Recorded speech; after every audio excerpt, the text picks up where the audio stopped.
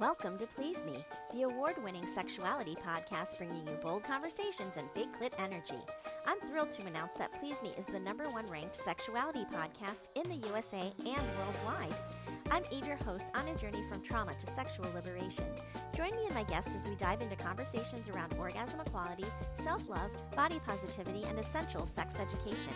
Let's reclaim pleasure and close the orgasm gap, one empowering conversation at a time. Last episode featured my conversation with Vic on the Liquor Talk podcast, where we explored how to create more pleasure in 2025. As we move into the holiday season, is improving your pleasure and connection on your list? If you're craving deeper intimacy, stronger relationships, and elevated pleasure, reach out for intimacy coaching. A healthy, intimate life is a cornerstone of a healthy, happy life, period. If you missed my interview with Vic, go back and give it a listen. Today I'm bringing you an interview with Touchy Subjects Podcast hosts, Sean and Amanda, who break down human trafficking in this episode of Please Me. You might remember them from the episodes about the power and control wheel and the tactics abusers use to control the victims. This episode is sure to surprise you, but it is full of information that we all must know to stay safe. Be sure to share it with someone you love. Huge thanks to everyone who's rated, reviewed, and shared Please Me. Because of you, we're now the #1 sexuality podcast in the world. Your support amplifies vital conversations about pleasure, healing, and sexual empowerment. Keep the momentum going, leave a review, share your favorite episode, and help us reach even more listeners. This week, I'm shouting out 5 amazing countries where Please Me hit #1. Singapore, Colombia, Turkey, Poland, and Estonia. Thank you for tuning in and turning up the volume on pleasure. I'm also raising funds for survivors of the recent catastrophic typhoon in the Philippines, which struck just weeks after a devastating 6.9 magnitude earthquake hit the same region. 2 back-to-back disasters have caused immense loss and destruction. Please check the show notes for the donation link. Any support you can give is truly appreciated. Want to ask me a question for the Please Me podcast? Join the conversation on Patreon or subscribe to my Substack newsletter. Both communities give you access to exclusive content, updates, and the chance to have your questions featured on the show. Please Me is for mature audiences, so sit back, relax, and surrender to the pleasure of Please Me. It is not strangers who are trafficking people. So I know I said that data is hard to come by with this, but the Polaris Project is an organization that used to run the National Human Trafficking Hotline. So all of the calls they received, they did collect some data based on the cases that they found of actual human trafficking victims. And of the ones that they worked with, the top 3 exploiter types, so the top 3 groups of people who were trafficking victims, 43% were their employer, 26% had a familial relationship with the victim, and 22% were their intimate partner. Hello, and welcome to Please Me, the podcast that aims to destigmatize conversations about sex and sexual health by turning the sheets into our classroom. Today, I'm so excited to bring back a couple of people who have been on the show in the past, Sean Shutt and Amanda Courier from Touchy Subjects Podcast. They were on my show in July of 2025, July 11th and July 9th. They did a 2-part series. The first one was How Abuse Hides Behind Love and Control. And the second one was about how emotional manipulation is exposed. The bottom line is they were on the show twice, and my apologies, I don't know why, but anyway, the bottom line is they were on the show twice, and we talked about the power and control emotional manipulation can happen in relationships for everybody to know about, how it can be hidden behind love, and so I think that emotional those topics were so key, and I wanted to bring them back on because there was something that I really wanted to touch upon and talk about with them, and that is human trafficking. So with that being said, I want to welcome you both back onto Please Me podcast. How are you today? Doing well. Very good. Thank you for having us. Yeah, thanks for having us back. Yes, absolutely. And I know that we wanted to talk about this the first time, but we really just dug in and really went into a really nice deep dive into those subjects that I talked about. And I think that this subject in particular, although very dark and maybe not so often talked about, it's really very taboo even to talk about it, even in the sexual health spaces, right? And I think it's so essential for us to be talking about human trafficking. So the first thing that I want to do is just define exactly what human trafficking is. So it's going to be the like harboring, moving, or obtaining of a person for the through force, fraud, or coercion for the purposes of commercial sexual exploitation or forced labor. That force, fraud, and coercion piece is necessary to determine if it was trafficking or not. If they can't prove force, fraud, or coercion, they can't determine if it was a trafficking situation unless it is somebody under the age of 18 and it was commercial sex work. So anybody participating in sex work under the age of 18, they do not need to prove force, fraud, or coercion. That person is a sex trafficking victim.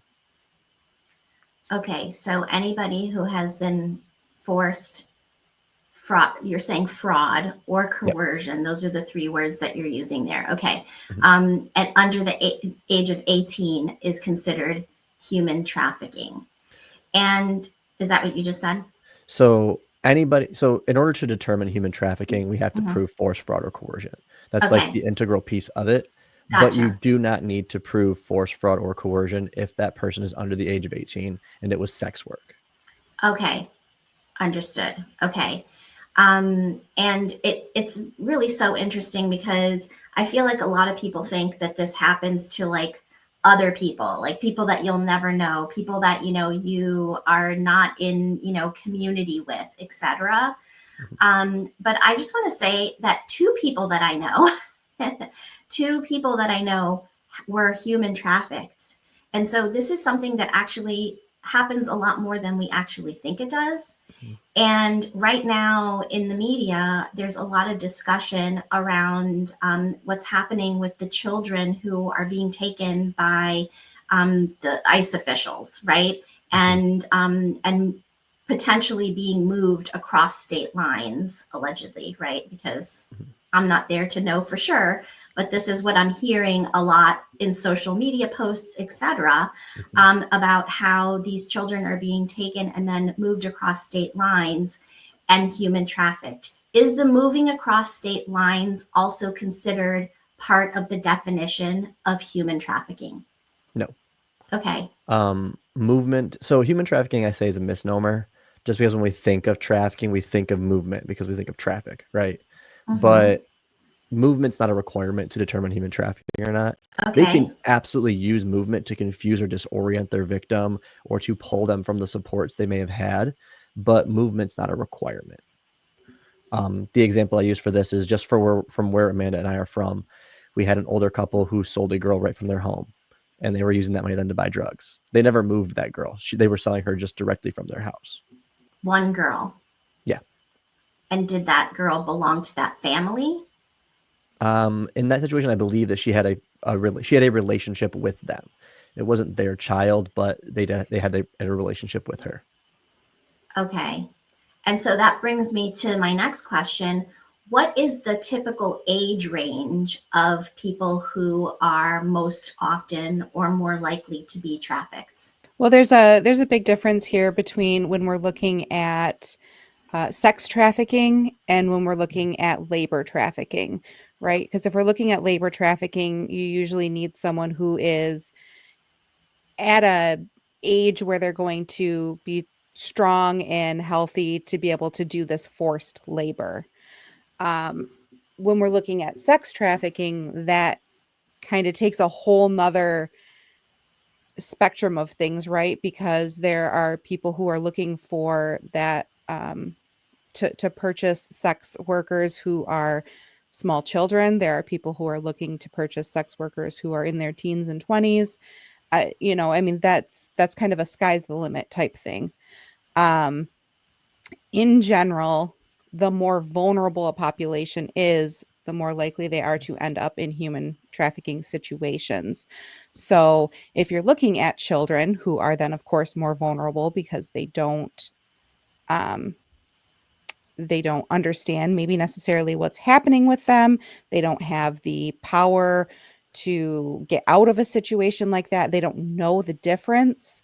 You can see higher numbers there.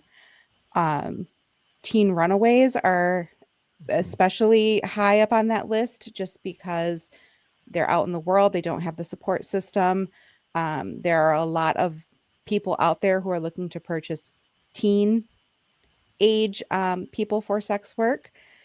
And so I don't know if that really answers your question, but kind of an overview there. So, sorry, just really quickly to add in, when it comes to like stats and like for human trafficking, we don't have good data for it. Yeah. So I can give you estimates, right? But I Mm-hmm. can't tell you for sure. Part of this though is like how we tend to focus. We focus more on sex trafficking, so we overlook labor. But because the belief is that it is kids more often, we put more emphasis and focus on kids. So I can tell you that from the estimates that they have, the average age that somebody ends up in sex trafficking is around like 13 to 16 or 13 to 17 years old, somewhere in there. But that's because maybe is that because we put more emphasis and focus on it? So because we're looking for kids more often, or looking for these victims more often, is that changing or disproportionately representing that group? Like Amanda said, homeless runaway youth, that's a great risk factor for experiencing trafficking. Kids experiencing trafficking are all the time. But I can't give you like a really clear picture with data. Yeah, I understand that data is difficult for this type of situation, and because there's going to be so much underreporting as well. Yeah. But I do understand that certain populations are more likely to be trafficked or for sex work or even for labor, right? And you already mentioned children. What I do want to bring up is trans and non-binary people and also indigenous people. And so can you just speak on that a little bit? Because I know that the population is much higher in those communities. We don't need to know the exact numbers to know that that is actually the case. So can you just speak on that and why those populations in particular are more vulnerable? Yeah. So I'll make sure I don't get on my soapbox too long on this. Because I will preface this by starting and saying anybody can experience human trafficking and anybody Yes. can be a victim. Mm-hmm. However, like we've said, there are groups of people who are targeted more often, those being women, children, racial minority groups, recent migrants, and members of the LGBTQ plus community. And the reason for that is traffickers are looking for people in our communities who are easier for them to take advantage of. And it is easier for a trafficker to take advantage of somebody who is coming from a marginalized population because the community or society as a whole is showing that we don't invest as much in them or care as much about them based on how they're treated or what policies we're implementing. So they're looking for these groups of people because they understand that if I want to take advantage of somebody, someone who is from a marginalized population, there's already been some legwork done essentially for this trafficker to be able to exploit them because the community has shown that they don't care as much about them. The example Yes. I kind of use to show people this is like if I was gay and I was kicked out of my parents' house because they didn't agree with my lifestyle, a trafficker doesn't need to offer me money to improve my quality of life. All you have to do is say, "I'm sorry that happened to you. I wouldn't treat you that way. I can't believe your family would do that to you. That's awful." And as somebody who lost their roof over their head and their parents and their family, that sounds really nice. Yeah. So traffickers are looking for people who are being set up to be exploited because it's easier for them to exploit them. And I understand that you work with youth, you work with teens, correct? Mm-hmm. And I would love to know what you teach your teenage clients. So the question is, so I want to know what exactly you are teaching the youth that you work with about human trafficking. Like, what is the age appropriate things to say regarding what we talk to our teenagers about? Because there's a lot of parents listening out there. I'm a mom myself. I have kids that are, in that age category. And it is really honestly one of my biggest fears, being a single mom, etc. So I would love to know what sorts of things you're teaching, like age-related things you're teaching to teenagers about human trafficking and safety. First and foremost, it's not strangers. It is not strangers who are trafficking people. So I know I said that data is hard to come by with this, but the Polaris Project is an organization that used to run the National Human Trafficking Hotline. So all of the calls that they received, they did collect some data based on the cases that they found of actual human trafficking victims. And of the ones that they worked with, the top 3 exploiter types, so the top 3 groups of people who were trafficking victims, 43% were their employer, 26% had a familial relationship with the victim, and 22% were their intimate partner. So over 90% of victims were being trafficked by people who they had a pre-established or current relationship with. But because we focus so much on the stranger, we overlook a lot of this, like actual trafficking that's happening from people that knew things about them. Because again, if they're trying to exploit people, it's easier to exploit someone you know things about than to exploit a complete stranger. So that's one of the things I do tend to try to tell my kids. Is like, yes, I think strangers are that's so dangerous. essential to know that. That's so essential because a lot of times people think, oh, someone's going to like drive by in a van and like pull me in. You know what I mean? And that's like so scary and like fearful in children. And like we try to make our kids scared of strangers, right? In that way so that they don't talk to random people, etc. But it could be somebody that you actually are working for or you are actually in a relationship with that can be trafficking you. And you've already built trust with that person. So you're going to trust that they're going to have your best interest in mind when in reality they don't. Yeah. And the other thing I do bring up with them is kind of like the role of technology in this, because like I said, they have to have like most victims have a pre-established relationship with their trafficker prior to it being trafficking. So the role of technology is they will often use technology to try to find vulnerable populations or vulnerable people to be able to exploit.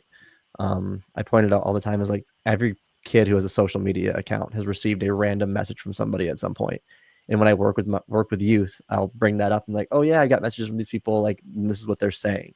And a lot of those messages are like, wow, you're really beautiful. Or where do you go to school? What do you do for fun? What do your parents do? Because a lot of these questions are questions that are helping them establish not only a relationship with this child, but helping them establish what vulnerabilities that kid has.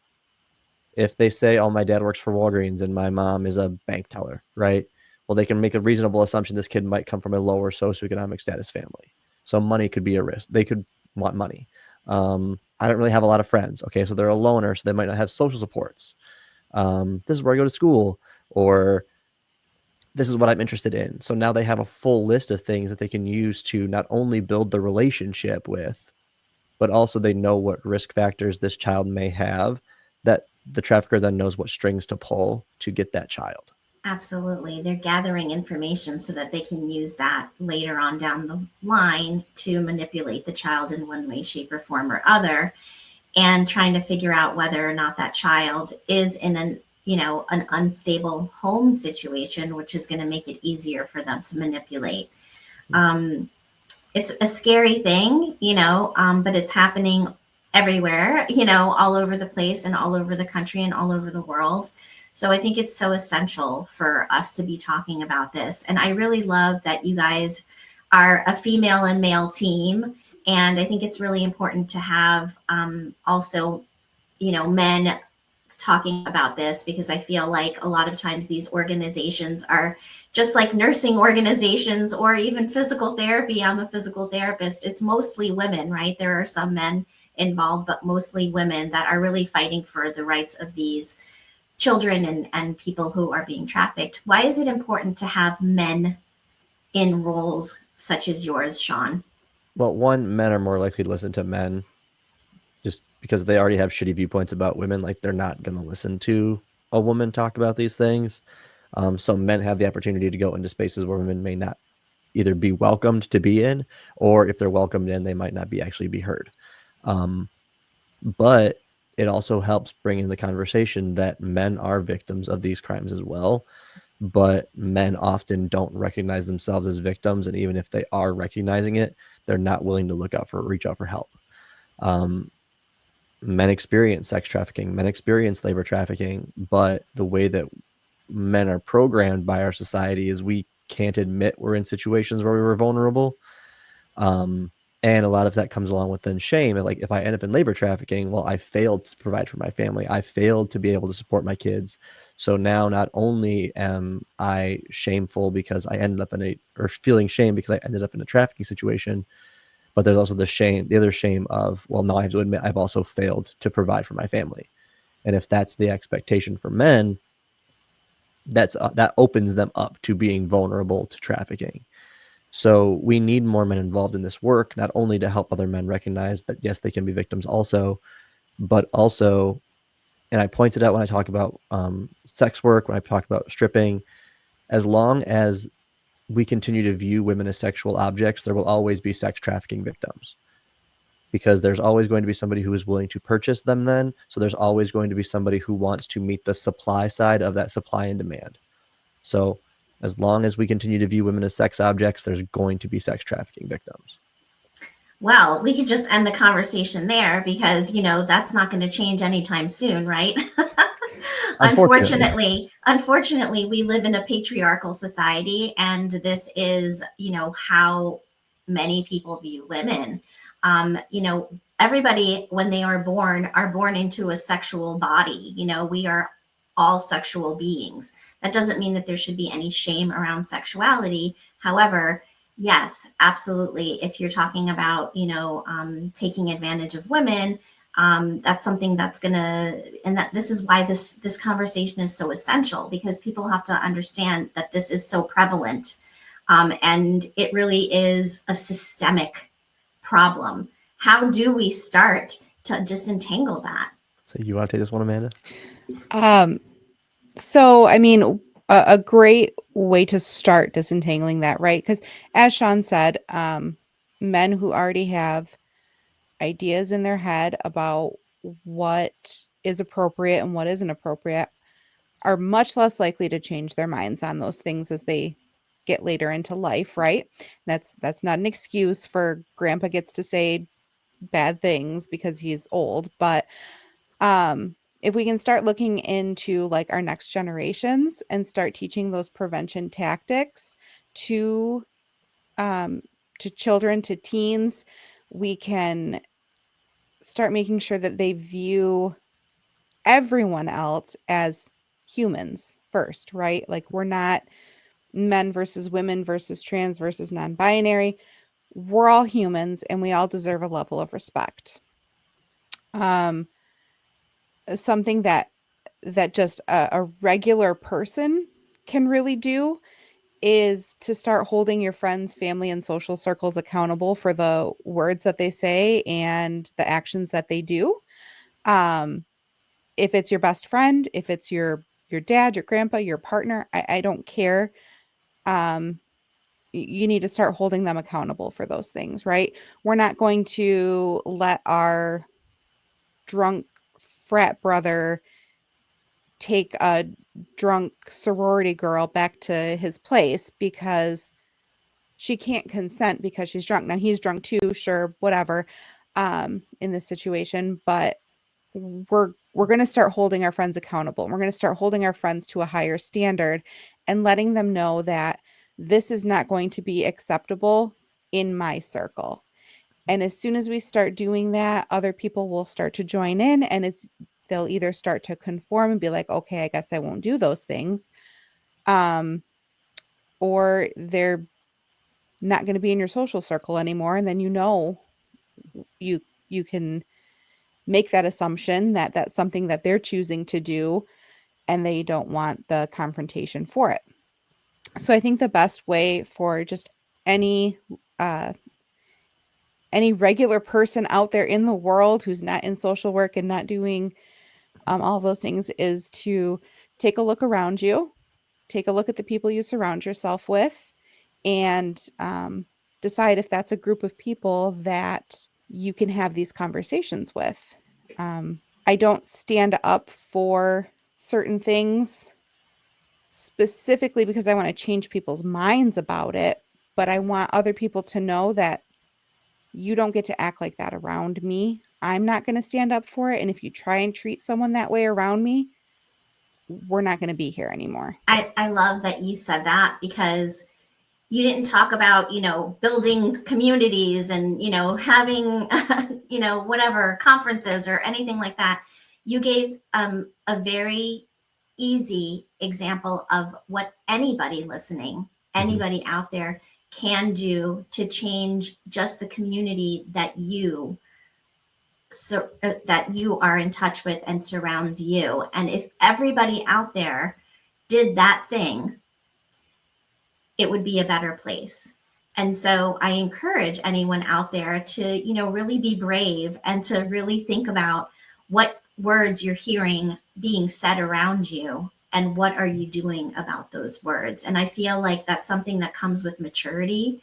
It's not something that comes automatically, but creating that foundation within yourself and then being able to speak out is so important. It just reminds me of an event that I was at this weekend. It was sheriffs versus sheriffs softball tournament. Okay. And they had someone on the mic, whatever, playing music, DJing. And just in the short amount of time that we were there, my daughter said, "Mom, he just said something totally sexist." And about 5 minutes prior, he played a Diddy song and said, "Oh, should we not be playing Diddy? Should we not be, using this music now? Ha ha ha." And I was offended and very, very appalled. And when my daughter said, that he had just said something, sexist, and I didn't hear what he said, I said, "Okay, it's time to wrap it up. Let's go." let's get out of here. And so, yeah, absolutely. I even thought about going up to the DJ, but then I was like, I am surrounded by his whole community and I am a visitor here. So I'm just going to remove myself from this situation with my children. And that is what I did. But I love what you said, Amanda, because everybody can do something. And I would just butt in really quick to also point out, be mindful of what policies that you are choosing to advocate for or not advocate against. Because like we talked about earlier in this episode, it's marginalized populations are targeted more often. So just using it as an example, the trans bathroom bills that we see being trying to implemented across the country in different states, that bill doesn't say anything about human trafficking, right? It's being put in place to force people to use specific restrooms. That's what the bill is. But implementation of a bill that actively marginalizes the trans community shows traffickers that the trans community in this state is now more at risk because the policies that are being implemented are further marginalizing them. So now it is more easy for me, if I'm a trafficker, to take advantage of a trans person because the policies implemented in this area show that they aren't cared about as much. So we have to be cognizant of what policies we are advocating for or not advocating against, because it is the policies that create the societal belief systems. And if we want to see less trafficking happen, we have to be advocating for policies that help reduce marginalization, not further it. 100%, 100%. And unfortunately, the political environment that we are in is really targeting that community very specifically, and also women's rights around abortion and just women's rights in general around voting and all sorts of things. I mean, really, it's a very crazy time in our history. But I do feel compelled to have these conversations at this moment in time because it's so important for us to be advocating for the people that need advocating for, the people that are in those populations that are, I mean, I belong to the LGBTQ community.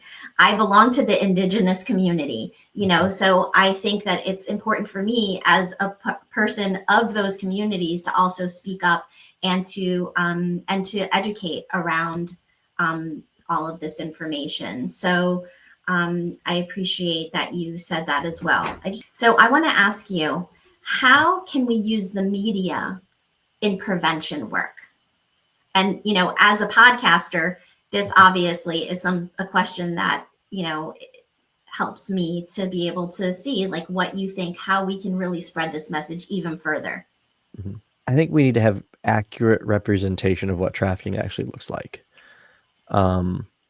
Because you'll get movies like The Sound of Freedom, that came out. I believe it was like a year or two ago now. Maybe longer than that. Time is kind of just crunching together now that I have a kid. um, but when we have movies like that, or movies like Taken, where a woman gets kidnapped and forced into potentially into sex work, that becomes the expectation of what we think trafficking actually looks like. So we end up overlooking a vast majority of victims because, well, they weren't kidnapped off the street. They were sold by their parents. They were sold by a family member. Their boyfriend convinced them to have sex with people because they needed to pay their bills. We overlook all of those victims then because that's not what we're seeing. So trafficking situations should be present in media because that is what we're seeing in real life, but it needs to be reflective of what we actually are seeing. When you have media that furthers misunderstandings of certain things, what it does is a disservice to victims and survivors because we start to miss them. But it also creates a standard that isn't quite reflective of what we're actually seeing.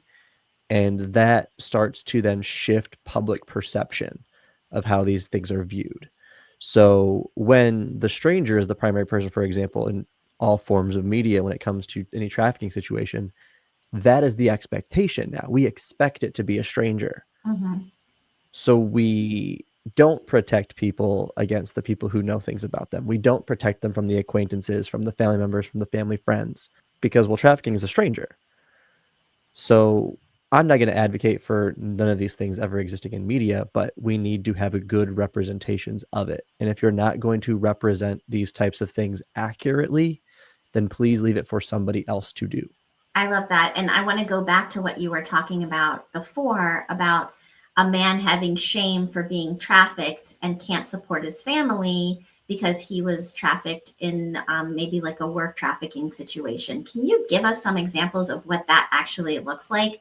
Because I'm thinking, I honestly can't, I can't like think about any specific scenarios around that. Can you just kind of explain like what sort of jobs would they be trafficked to?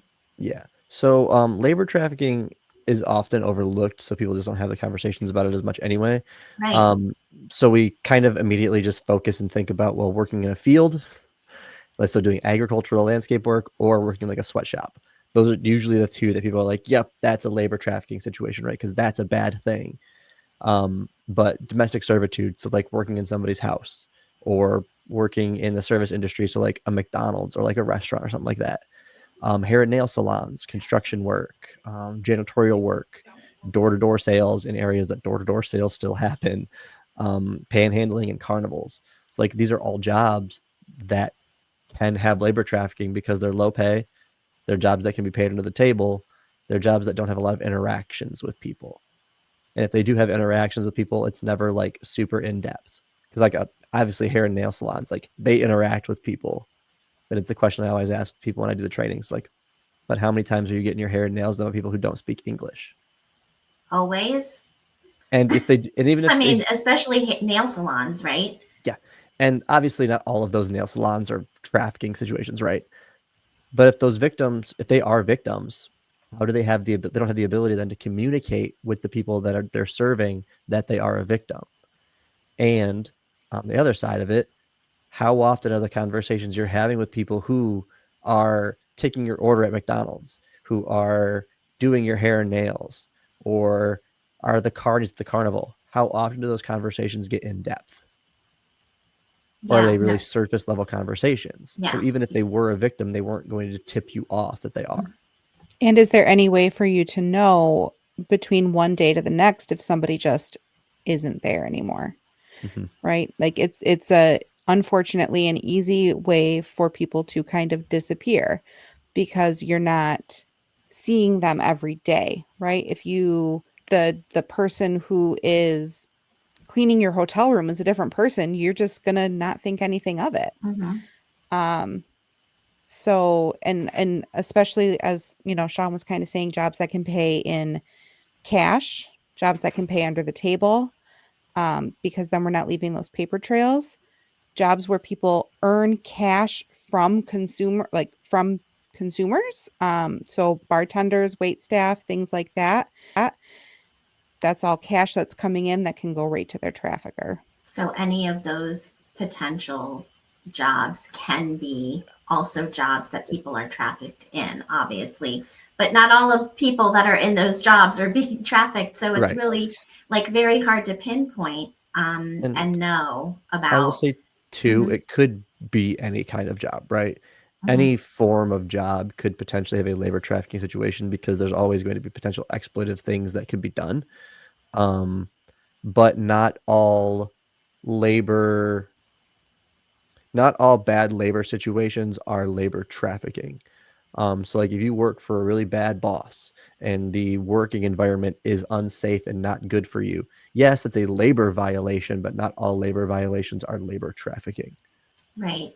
And how easy is it to prove in the court of law? Because I think of, the whole Diddy trial, and I did a couple of episodes about how, they were saying that he was a swinger, which, he absolutely is not a swinger. And a lot of times people have negative opinions of the swinger population. And I being part of the ethically non-monogamous umbrella, have to beg to differ on that because the whole idea is ethical non-monogamy, and swingers are part of that umbrella.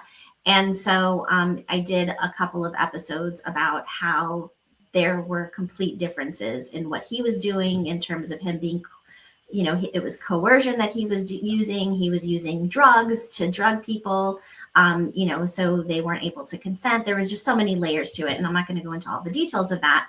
But I think, one of the things that he was accused of was trafficking women from across state lines. Yeah.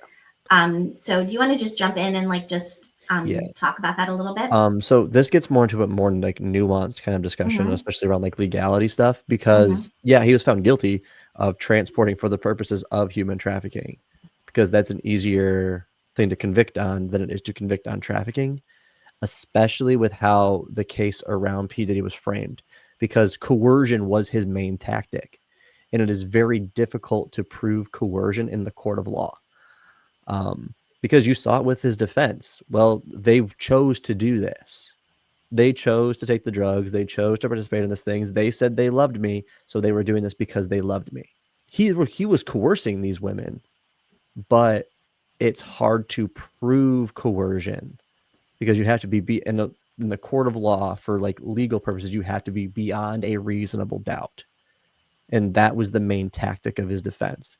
Is if we can just sow a little bit of doubt in one juror, he's getting off of this with this. It's why you tend to see a lot of these crimes end up being charged in civil court, because the threshold in civil court is much lower.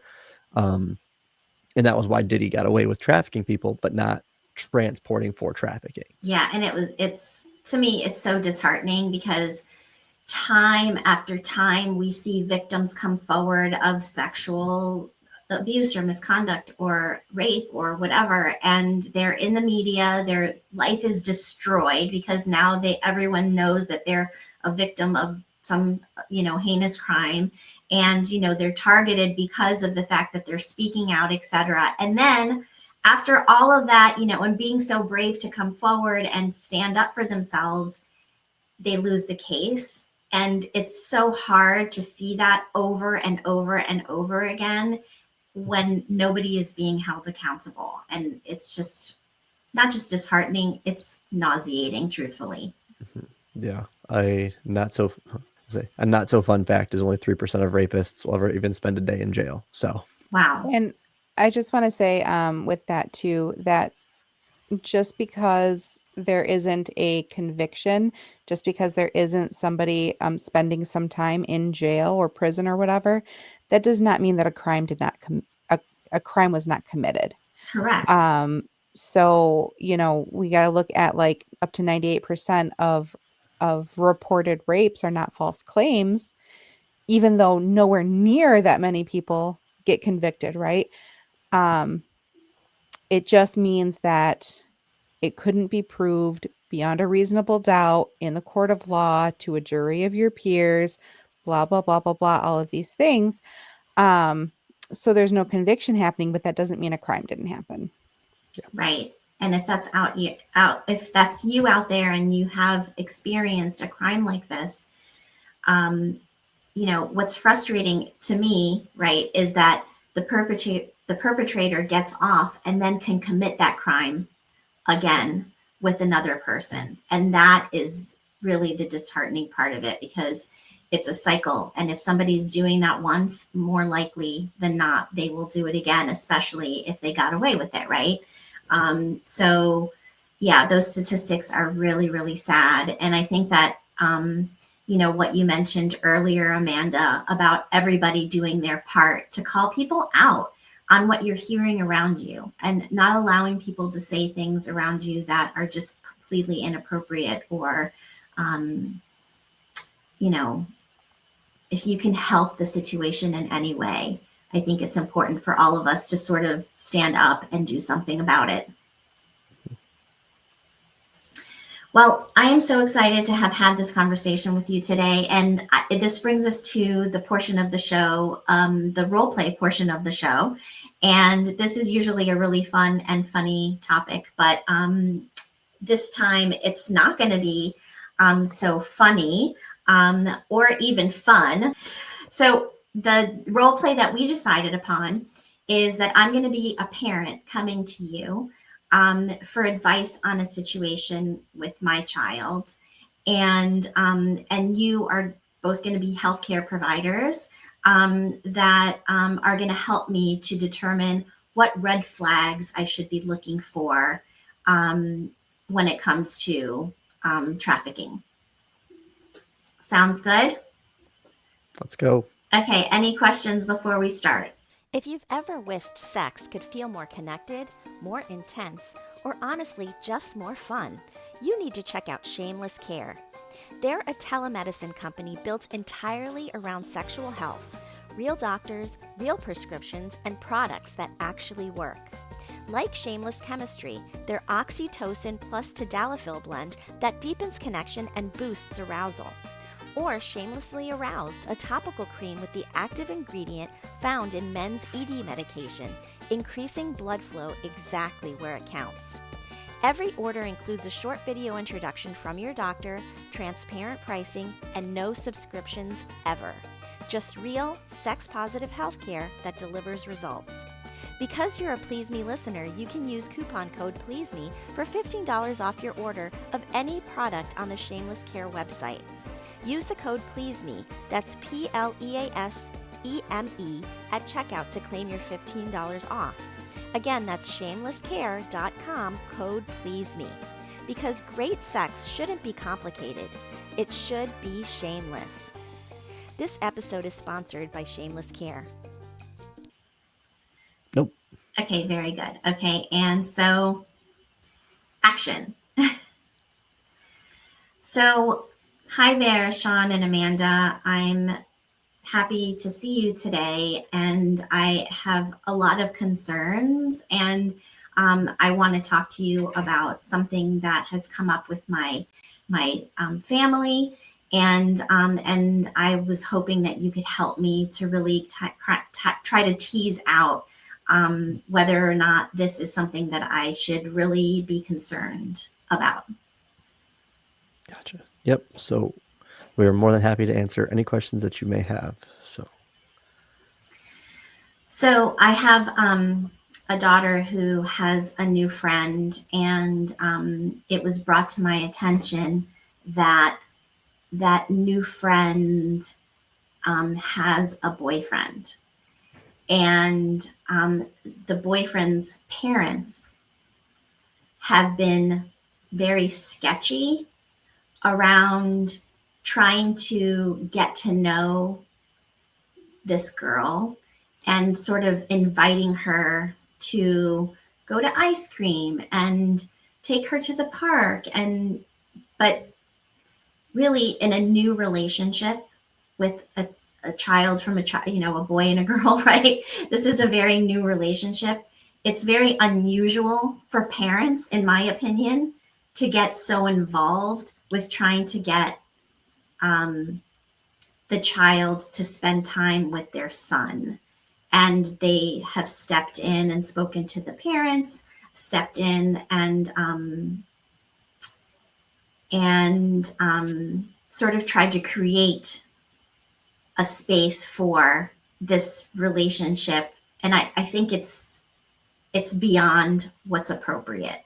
So I would love to know what red flags you would, point out to me that I could sort of like be on the lookout for. Gotcha. So first, one of the things I would say is like if the person is noticeably older, right? So like if your friend's boyfriend is noticeably older than her, that's probably a good red flag. Just because being noticeably older, especially in young children, is a sign that something probably is going on, because how else would they be able to interact or get to know this person? If you notice your child's friend starts to have possessions they may not have had before, so you notice a sharp difference in like their clothing or their style, or what like physical possessions they may have. I'm guessing your relationship with your child and your child's friend is pretty good. So if it's been like a long-standing friendship, you may obviously know things about this child's personality. So if your kid's friend's personality all of a sudden is something very different, so they're normally loud, bubbly, and outgoing, and they start to appear more shy or reserved to themselves, that could also be a potential sign that something is going on with them. Okay. I And, also am going to say that, if you are having that gut reaction that something feels off, then it's worth it to look into it a little bit more, no matter what, because oftentimes we have those gut reactions because there are things that maybe we're not thinking about consciously that we can see, and there's never any harm in being a little more cautious when it comes to kids. So never feel bad about looking into the situation more. that's such a great point, because oftentimes we can just sort of, brush it off and go, oh, I'm like, overthinking things or whatever. No, if you really truly have that feeling inside of you, and that is why I'm sitting here in front of you, because I have this feeling inside of me and I need help.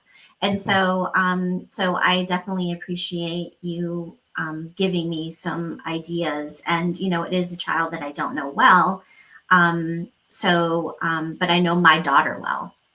And I know that when I tell things to my daughter, she will react in a certain way if she knows something and is not telling me. And that has happened, where I've specifically said, I don't ever want you to use your phone to call anybody else's friends or boyfriends. And she did get a squirrely look on her face.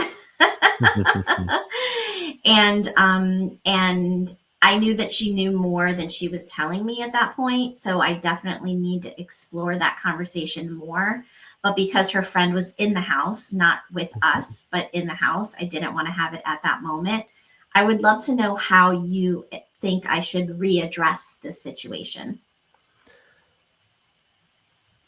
I would say that if you're going to talk to your child about how they would be communicating either with you or with their friend, is that if they do recognize that their friend is starting to change, that is something that they need to bring up to somebody, because people's personalities don't just immediately change. People's lifestyles don't immediately change unless like obviously like some big outside event is happening to them.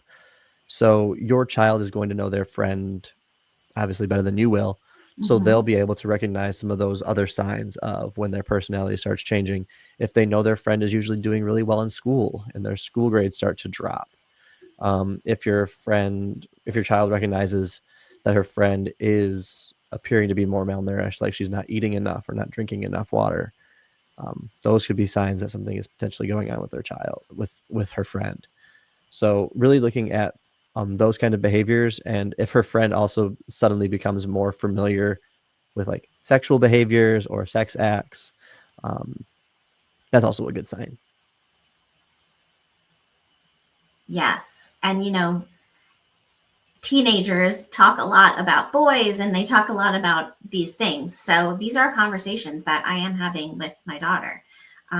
So very, very good points. And parents should really be talking to their kids about these things earlier than later.